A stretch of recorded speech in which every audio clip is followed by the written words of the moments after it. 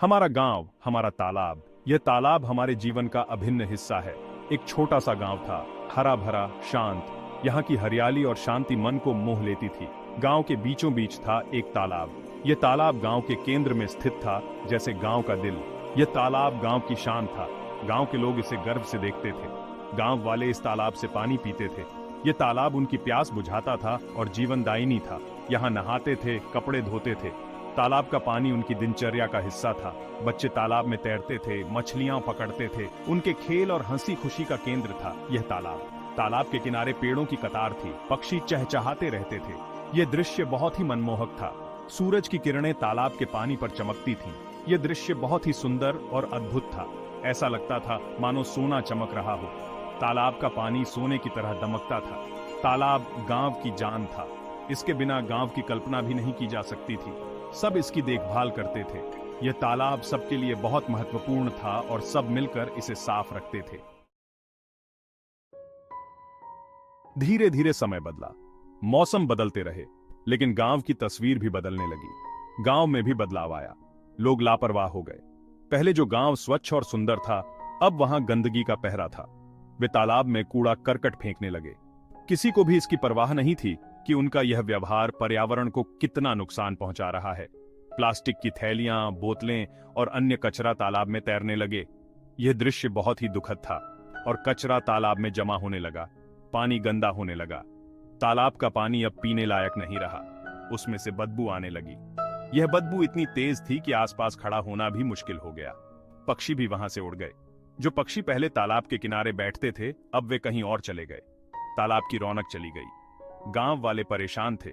उन्हें समझ नहीं आ रहा था कि इस समस्या का समाधान कैसे निकाला जाए। वे आपस में चर्चा करने लगे, लेकिन कोई ठोस उपाय नहीं सूझ रहा था।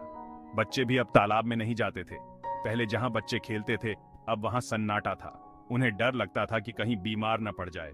तालाब का पानी अब खतरनाक हो गया था। गांव वालों को अपने बच्चों की फिक्र सताने लगी। वे सोचने लगे कि कैसे इस गंदगी से छुटकारा पाया जाए और तालाब को फिर से स्वच्छ बनाया जाए। गांव में रमेश और सुरेश नाम के दो दोस्त रहते थे। वे दोनों बहुत ही मिलनसार और मददगार थे। एक दिन वे दोनों तालाब के किनारे बैठे थे। तालाब का हाल देखकर वे बहुत दुखी हुए। उन्होंने सोचा कि क्यों न इस तालाब को साफ किया जाए। वे जानते थे कि यह काम आसान नहीं होगा, लेकिन उन्होंने हार न मानने का फैसला किया। उन्होंने सोचा कि वे गांव वालों से भी मदद मांगेंगे। अगले दिन रमेश और सुरेश ने गांव वालों को बुलाया। उन्होंने सभी को एक महत्वपूर्ण मुद्दे पर चर्चा करने के लिए आमंत्रित किया। दोस्तों, तालाब बहुत गंदा हो गया है। यह हमारे स्वास्थ्य और पर्यावरण के लिए हानिकारक है। अगर हम सब मिलकर कोशिश करें तो इस तालाब को फिर से साफ कर सकते हैं। यह हमारे बच्चों के लिए भी सुरक्षित होगा। गांव वाले रमेश और सुरेश की बातों से सहमत थे। वे जानते थे कि यह काम अकेले नहीं किया जा सकता। हाँ, हमें सबको मिलकर इस तालाब को साफ करना चाहिए। यह हमारे गांव की जिम्मेदारी है। वे भी तालाब को देखकर चिंतित थे। गंदगी और कचरे ने तालाब की सुंदरता को नष्ट कर दिया था। ये बात तो सही है।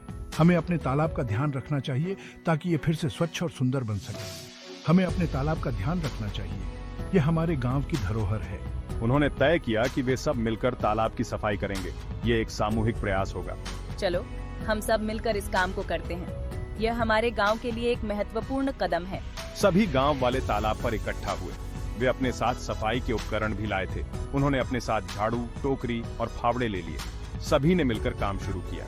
चलो, अब इस तालाब को साफ करते हैं। यह हमारे गांव के लिए एक नई शुरुआत होगी। और फिर शुरू हुई तालाब की सफाई। सभी ने मिलकर मेहनत की और तालाब को साफ किया। यह एक सामूहिक प्रयास का अद्भुत उदाहरण था। धीरे धीरे सबके मिलकर काम करने से तालाब साफ होने लगा। पानी फिर से साफ दिखने लगा। तालाब जैसे पहले मुस्कुरा रहा था। गांव वालों ने मिलकर जो किया था, उसका नतीजा अब दिख रहा था। इस कहानी से हमें यही सीख मिलती है कि अगर हम सब मिलकर कुछ करें तो कुछ भी मुश्किल नहीं है। रमेश और सुरेश ने कैसे सबको एक साथ लाया और एक बड़ा बदलाव लाया। यह दिखाता है कि अगर हम साथ मिलकर काम करें तो किसी भी मुसीबत का हल निकाल सकते हैं। गांव वालों ने यह समझा कि एक साथ रहने में ही ताकत है।